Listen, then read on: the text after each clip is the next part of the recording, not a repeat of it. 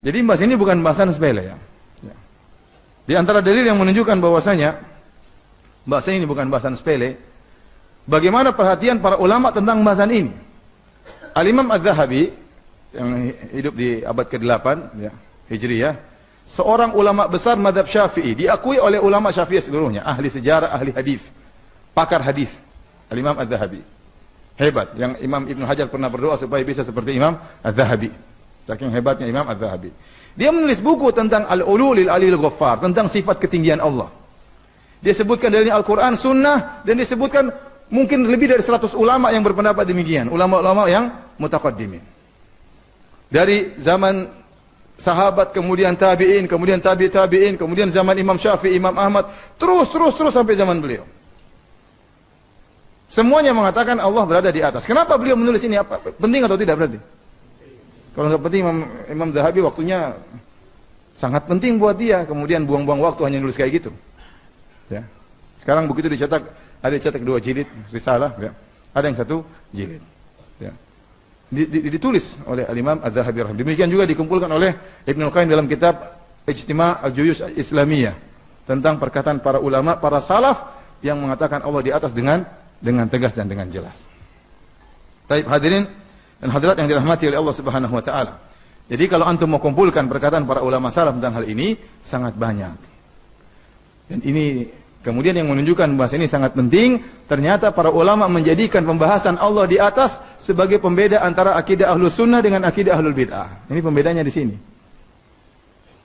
Pembeda antara akidah Ahlus Sunnah dengan akidah Ahlul Bid'ah. Maka setiap antum baca buku akidah, baik buku akidahnya Al-Muzani, ulama besar mazhab Syafi'i, dan kemudian buku-buku yang ditulis oleh ulama Syafi'iyah banyak sekali.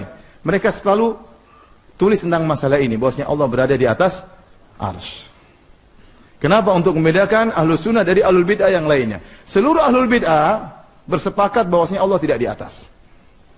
Semua Ahlul Bid'ah bersepakat Allah tidak di atas. Jahmiyah menolak Allah di atas. Mu'tazilah menolak Allah di atas. Asy'ariyah menolak Allah di atas. Syiah menolak Allah di atas. Maturidiyah menolak Allah di atas.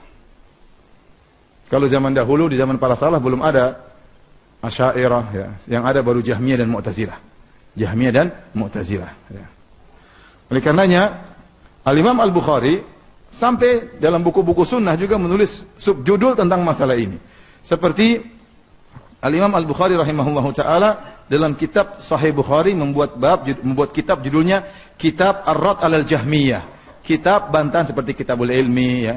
Kan dalam Sahih Bukhari ada begitu. Di awal kitab Badu'ul Wahyi, kemudian kitab Al-Ilmi, nanti ada kitab Shalat, kitab Haji dan seterusnya, sampai ada kitab judulnya Kitab Ar-Rad 'alal Jahmiyah, kitab tentang bantahan terhadap orang-orang Jahmiyah. Dan ini terdapat dalam Sahih Bukhari dari riwayat Al-Mustamli dan dinukil juga oleh Ibnu Battal dan juga dijelaskan oleh Ibnu Hajar dalam Fathul Bari. Ternyata waktu dia mengatakan bab tentang membantah orang-orang Jahmiyah, yang dia bawakan adalah hadis-hadis tentang Allah di atas.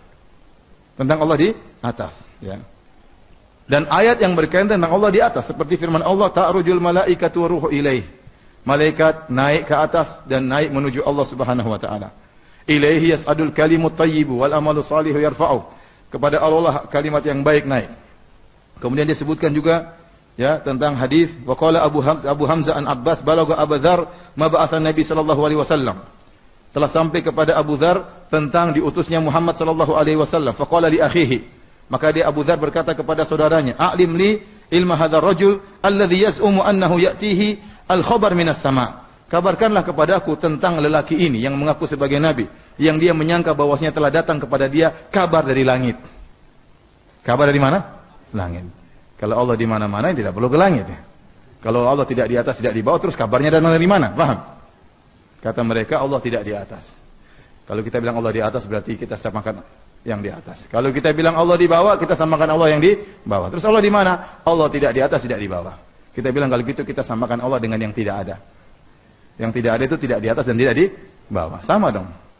Tasbih. Ya.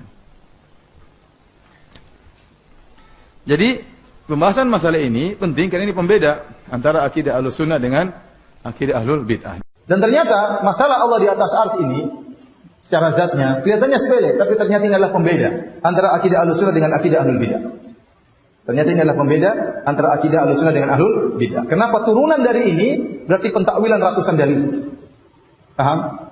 Turunan dari masalah ini berarti menerima ratusan dalil atau mentakwil ratusan dalil. Makanya masalah ini dijadikan pembeda oleh para ulama Ahlussunnah antara akidah Ahlussunnah dengan akidah Ahlul Bidah. Yang lebih menyedihkan, mereka orang-orang Asy'ariyah yang mengaku bermadzhab Asy'ari, ternyata Abu Hasan Al-Asy'ari mengatakan Allah di atas. Jadi mereka selama ini bernisbah kepada orang yang sudah bertaubat.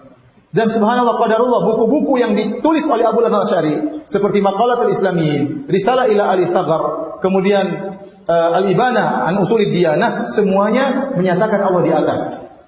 Kalau mereka mengatakan kami bermadzhab Asy'ari, datangkan buku Asy'ari yang mengatakan Allah tidak di atas. Saya tantang mereka, datangkan.